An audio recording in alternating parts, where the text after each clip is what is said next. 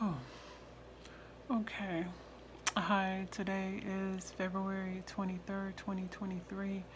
Um, I am so tired. Last night was not my best night. Didn't sleep well at all. Um, there's palpitations. There was a sensation all over my body. Unsure of what that was. Just uh, extremely tired. Of course, I didn't get much sleep because usually after I get shocked, I don't sleep well, even though I had a problem sleeping before. But after I get shocked by the defibrillator, I don't sleep well at all because that's when the anxiety kicks up a notch. Um, because I'm in fear that I'm going to get shocked again. Um, this is my road to a heart transplant. Um, this all started back in October, even though the doctor advised me in February of 2023 that once my heart started changing because he knew it was going to get worse, that I was going to go down and go down fast. So, and that's what happened. On September 17th, I got shocked twice while sitting at my home resting. Just finished eating dinner, sat down on the sofa, and boom, I got shocked. Then again, when I tried to call my sisters, it was a matter of seconds because the first time, of course, I threw the phone because the shock is a lot. Um, so I was able to get my phone and I called her because she lives across the street from me. So I called her and she came running, her and her daughter, one of her daughters. Um, then I went to the hospital. They interrogated my device. They adjusted my settings on my device. Even though I stayed in there just I want to say 24 to 48 hours um, because they released me because I went in on a Saturday and got out on a Monday afternoon. Um, that Monday they released me. Of course, every time I get shocked, it's always a struggle because and when I say shock, shocked by the defibrillator because I have a pacemaker and a defibrillator. The pacemaker is to pace my heart. The defibrillator is to shock my heart when it gets off rhythm, meaning if it goes too fast or goes too slow, it tries to reset my heart to um, go the pace that it should go. Majority of the time, my pacemaker is working fine. It's just that majority of the time my heart does what it wants to do. Not doing anything outrageous. I'm noticing every time I have these episodes, I be at rest. So on, I want to say the 18th, I was released. No, 19th, I was released. Came home very tired, took a shower because in the hospital, as you know, it's always bird baths. It's no real bath in the hospital. So I took a shower. I wanted to take a bath, but I could not. My energy level was just so drained. Um, so when I took a shower, and I still was not feeling like myself. I was actually feeling worse. This is just a brief synopsis of what where I started, and I'm not going to tell the whole story of how I got here today. But that morning, the next morning on the 21st, I could not bring myself to um, do my normal duties. Then the next thing you know, boom, I got shocked again. Um, went to the emergency room. I got shocked twice again. Went to the emergency room, and from there I was transported to Atlanta. Um, I stayed in the hospital near me overnight, but then, was it overnight? No, it wasn't even overnight. I immediately went up to Atlanta because I was under the impression that I was about to go through the transplant. But there was a hiccup there. But we're not going to go into that on this video because I think this is the longest video I've done so far. And I stayed there for about 28 days and then was transferred over to another hospital, and this was because of my insurance. So my insurance tells me where I can go, even though they do allow me to see the doctor that I see, but they tell me where I can go to get what procedure done. So be sure to look into that because it will save you a lot of time if you go ahead and look into that.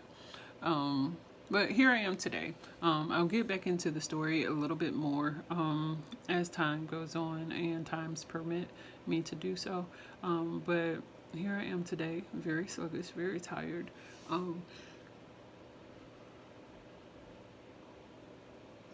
Excuse me.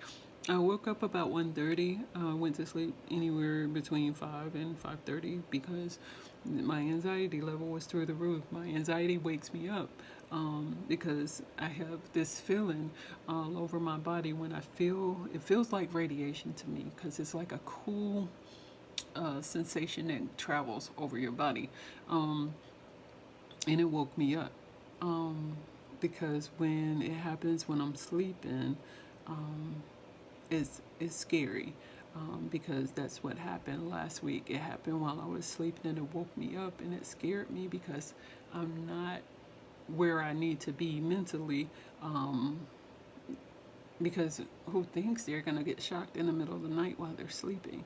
So of course I clamped down on my teeth on the left side, and the headache is horrible because of the shock, the voltage that goes through your body. Dr. K, she says it saves your life every time, and I'm grateful. I am grateful. I'm just so ready for the transplant. This is not normal. It's not normal, and it hurts. It hurts. And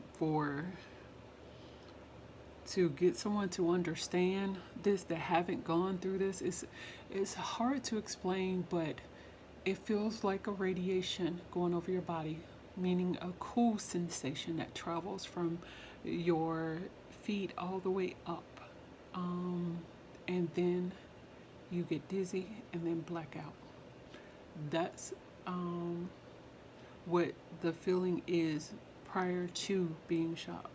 When you're shocked, the sound is like a gunshot. And if I compare it to anything, because I shoot guns, so I would say that it's more so like a sound of a 38, Smith & Wesson.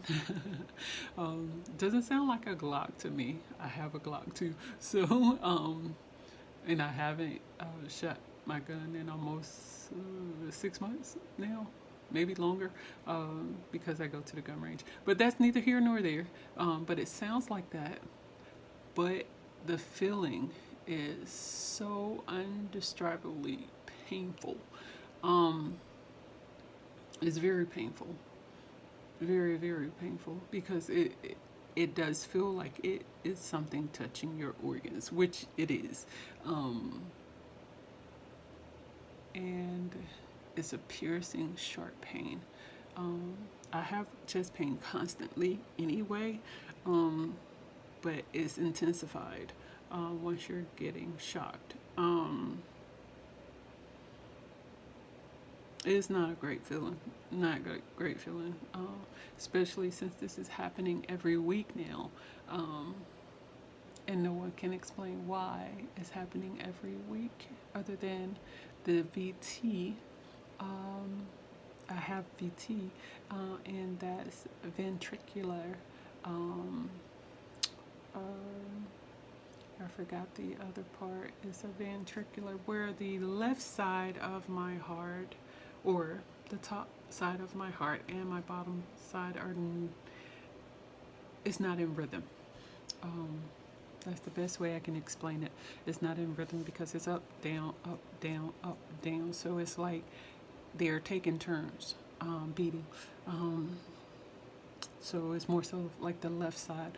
So the doctor wanted to do a heart ablation, which is a laser going from the one of the large um, arteries up to my heart, and what they're doing is, my doctor's words, zapping, which is burning the side of the heart that's having the issue, um, to get it co and sync.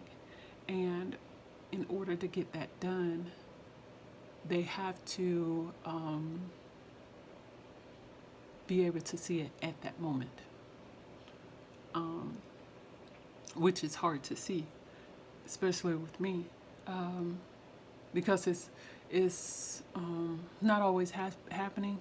Um, Craziest part is happening while I'm at rest, or comfortable. I'm not doing anything outrageous. I'm not walking, not doing anything. I don't know if um, it's a delay with my body where um, I do something strenuous, which is the most I've done, um, is work out, walk, or ride the bike. But I don't do too much. I don't run. I don't speed walk. It's to me, it's a comfortable pace for me. So can't explain, can't explain it because every time I'm at rest. On January 26th, when it happened for the first time this year, um, I was just eating dinner. Wasn't eating fast. Didn't like the music that was playing at the restaurant, but um, it was it was just a night of nothing overwhelming. I was a little excited because I was going to the candlelight ceremony that I wanted to hear, and doesn't look like I'm gonna hear it because it takes a while for them to come back around. And then on the 14th, I was in bed. I was asleep. On the 26th, I'm sorry, on uh, not yesterday, the day before, it happened at 11:30, and I was trying to go to sleep. Um, because my anxiety level, maybe that is what triggers it. I don't know. But when you're shocked, as much as I'm shocked, it's like, what do you do? What do you do? Um, I need something to relax me. Um, I have other issues that's going on, but nothing to the point where I'm stressed over it. Because the most important thing is getting my heart. So I try to remain calm. Tell a little joke here or there to my sister, to my friend. Um,